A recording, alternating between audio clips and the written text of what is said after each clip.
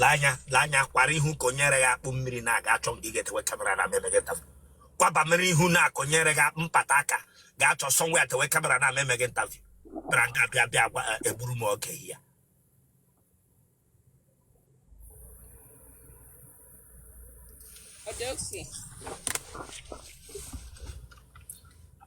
okay, they are aware that everything we do here will go on social media.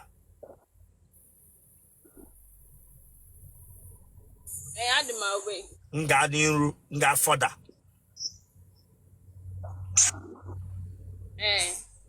They were for na like billion to get lazo.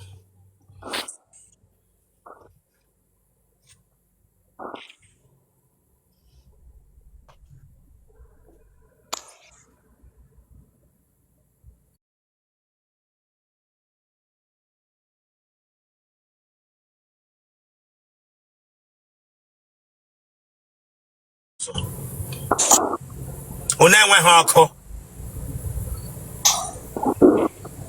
Abaghịkala m ọkụ.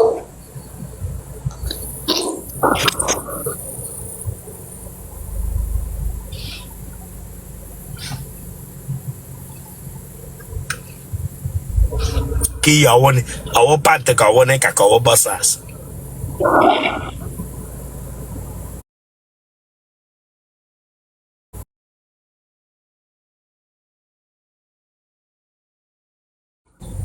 Onita. Here na arụrụ gị n'ihu mkpomkpo ababa nna gị woneka. Here na anọ gị n'ihu mkpomkpo ababa nna gị woneka. Ọ ya tọ n'azụ. Tọ n'azụ nwa biko tọ n'azụ onye rireri. Tọ n'azụ.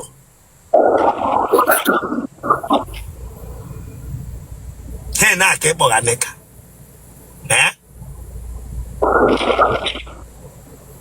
Here na aka ịkpọga neka. Ega manala no mbonchi ahi diga yiri pante bera munga bere interview onye riri Bianso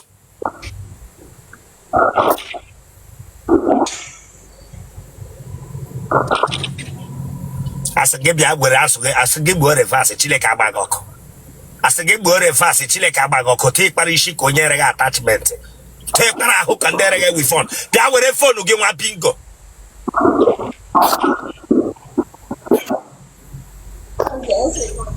Gabrano mo primary one, Bianga Bia Broom reverse agara.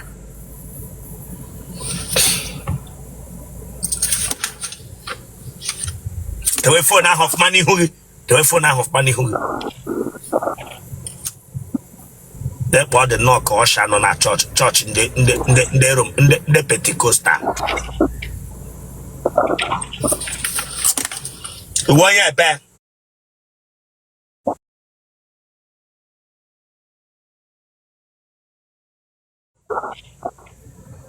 Ben the local government.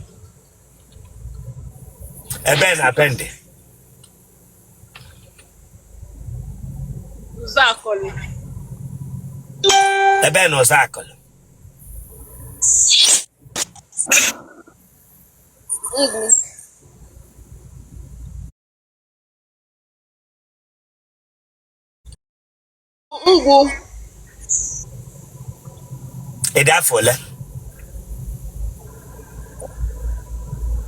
I didn't 26. Is it? 26. Phone ugaho. Fan or close to that phone. Can banyo the fan. Banyo ya. How banyo go me a bishop? What I can grow the phone to your phone now be close to you. Okay. Kebishna watch I. Lagos. Emola Wambo. Mba. Negana Nagodendo. Hadden. Nago Jemarara. Mbale Marara. enwere onye na family no ji anyị goof.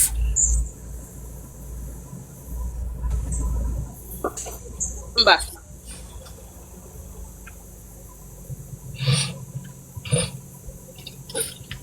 Mmaga onye ntamu.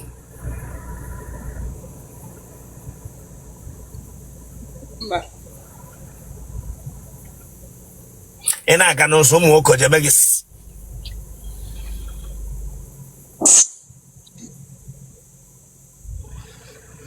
Ọ na-emebi. nwa agbọghọbịa ụmụ nwoke na-eme ya.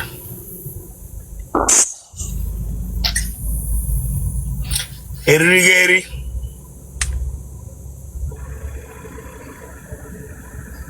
Mba Bishop eribekwa m. Nwa na-eribe eri. Enwere nọ na family unu agbara na mkpọ.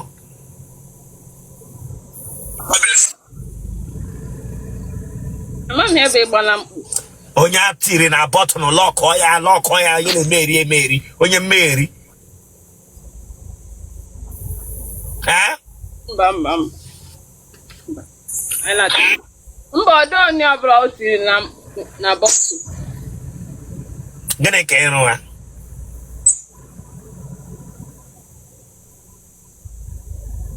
Mbụ nwa akwụkwọ m nwekwara aka ọrụ. Ewu nwa akwụkwọ ị nwere aka ọrụ. Ele ihe gụọ na skuul. Na-arụ ọrụ isi. Ele ihe gụrụ na skuul. M na-agụ political science. Ele level ị nọ.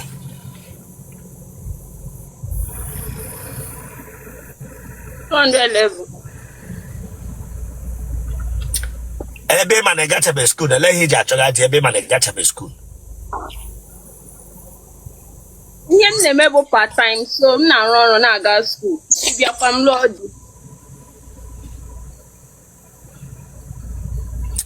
Iwu onye ohi.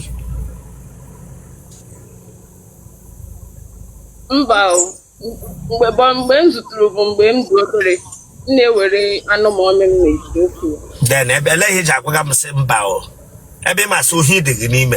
Gị bịa nga agwaga m sị mba mgbe ị zụtụrụ mgbe ị dị obere. Ị dị obere gị cheta na iwe onye ohi izuga.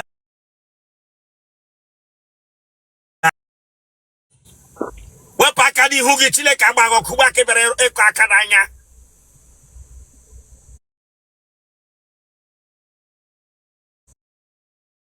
Agbaghị ọkụ. Ọ ya mere ụmụ nwoke kpọrọ gị ha nge ata gaa na-atụgharị aka onye nsu ya onye anụ onye barbecue bikọsị izu marala anụ na-ekpe ihu ya dị nnọọ ka onye beghị akwa ala mmiri.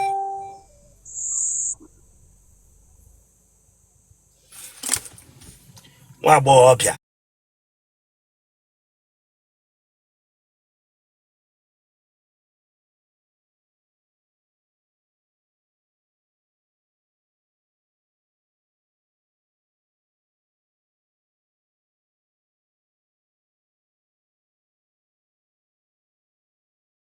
mbụ ga-eshi agwọ na nrọ ga-eghe agwọ ma ọ ga-egwu ume mmiri.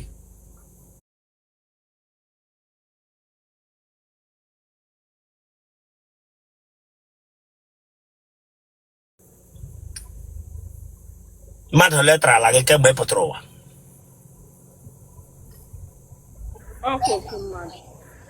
Kemgbe ị pụtara ụwa naanị otu onye tara ala gị gị na onye ahụ ka taga m ugbu a. Okay, the person can act. Huh? The person can attack. Anya na-atazi ọzọ anyị tachago. Ele mgbe ọ tafọrọ gị. Ele mgbe ọ tafọrọ gị last. Ele last atafọrọ gị.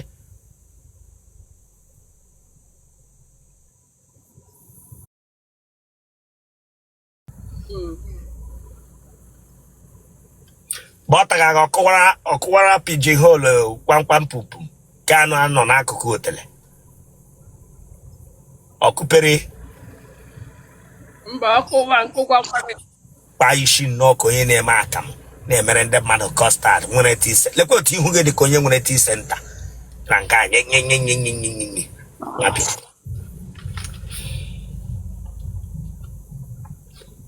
Genotype gị Yes. Blog group again. Go positive. Phone number again.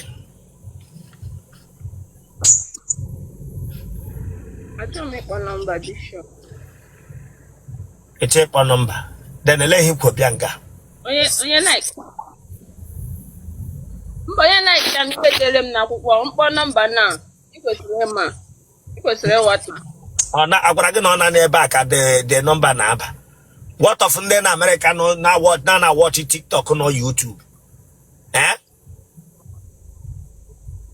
Phone number onye na-ereba ma put Ibranga. It's a name I will look at maybe and design. Phone number my bingo.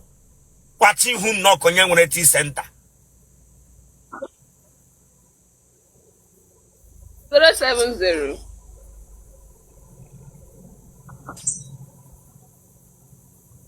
07 Phone number go woman away. Boy ya. 07082 372791 Bishop. Ese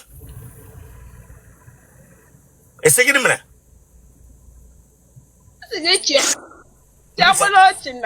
Ncharo onye ọchị.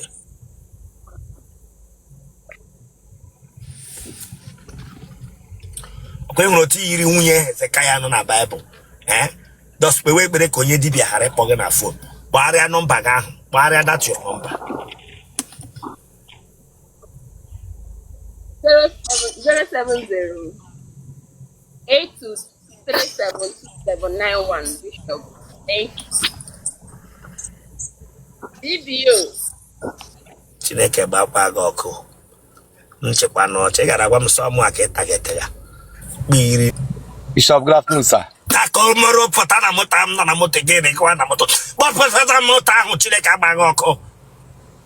Bishop, ana m arụ ọrụ. So nọ na moto. Branga ịma na ịrụ ọrụ. Chineke agba gị ọkụ. Takoro pụta na moto ahụ bingo. Before I know also. Okay, yes, sorry, sir. You're already 40 cents to get it to here. I'm ready, sir. Branga Begwam say no, rara. That I go was a Granena moto camera saying when I moto bingo. Sorry, sir. Whatever that they went like a billet of Lazo. Okay, check out the server. Hey, I like you to a phone and I won't check out them nugget. They went for them. I want to get here. Okay, can you see it back? Sorry, sir. That's him.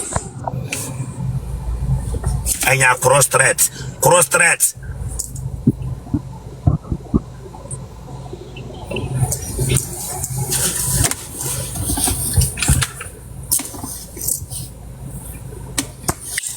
Hey, what you mess?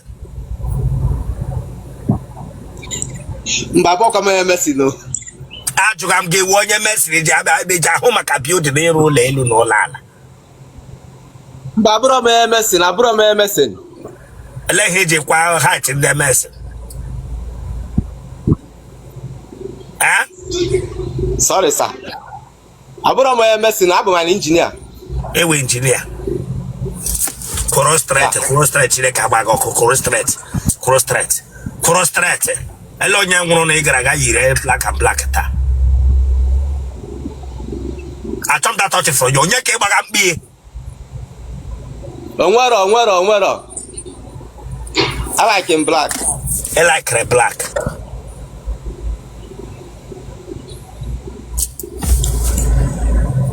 Yeah, with a phone. Thank you, sir.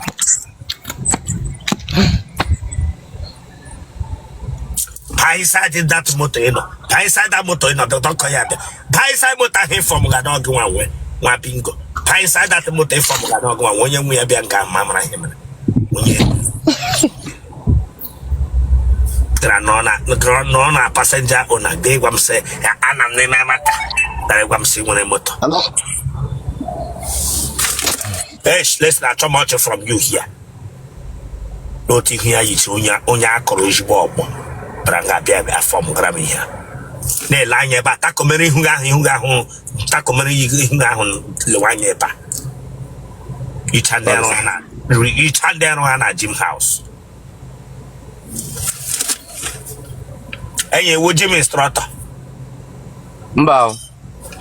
aha gị Chidebere onye Okoye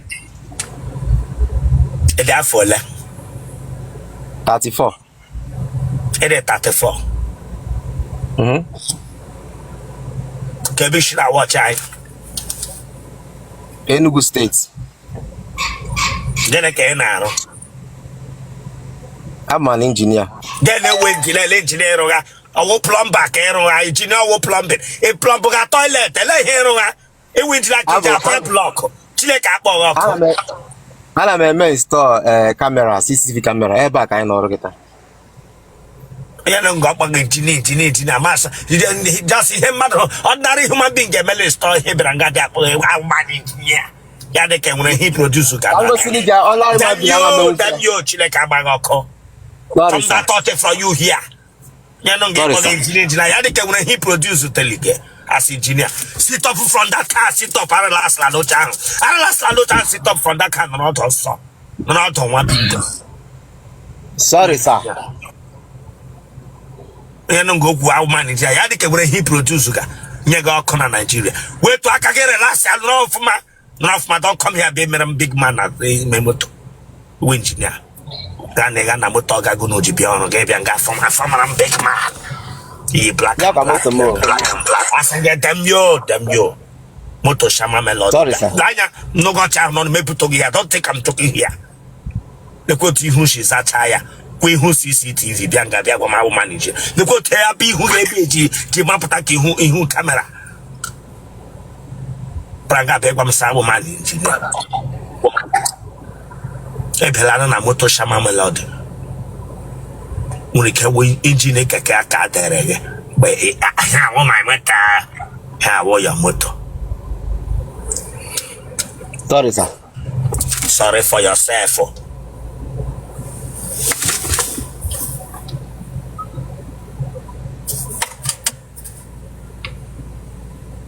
Onye ebe? I'm Enugu. Ebe n'Enugu. Ọgwụ. Ebe n'Ọgwụ. Agba Ogwugwu. Ilubole nwanyị. Mba. Iji ụmụ ole? Eji ụmụ. Enwere m ụmụ. Enwe ụmụ ana ịnọ afọ ole? 34. 34. Amụ ọ dịkwa mma? Amụ m dị active.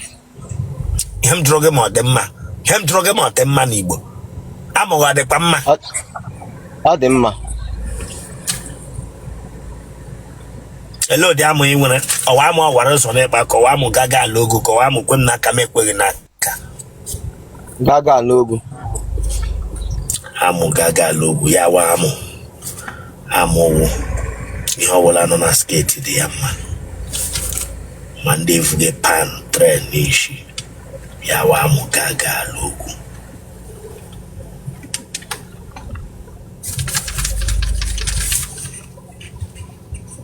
Enwela onye amụ ya nwụrụla na famili unu? Mba.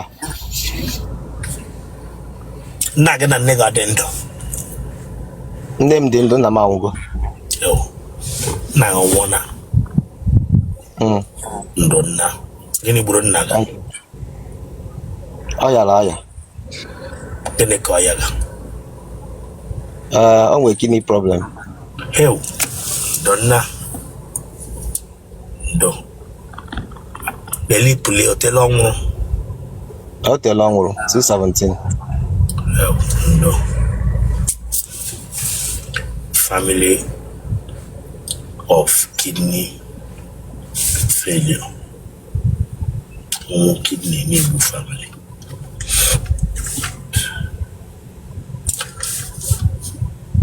Abụrụ ọnụ? Mba o. Enwere nga boss asị gị pụrụ epu. Mba. Ije ekwu maka nwaanyị alụ ọgụ. Mba. Ụmụ nwaanyị ole ka ị gbawara ala obi? Onweghọ. Iwe onye aka na-agba? Mba.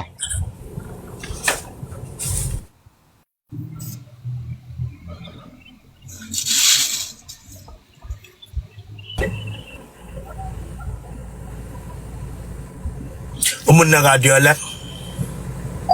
I dị 5. Enwere nke wu Mbeside? Olo. Enwere nke wu onye ugbi? Olo.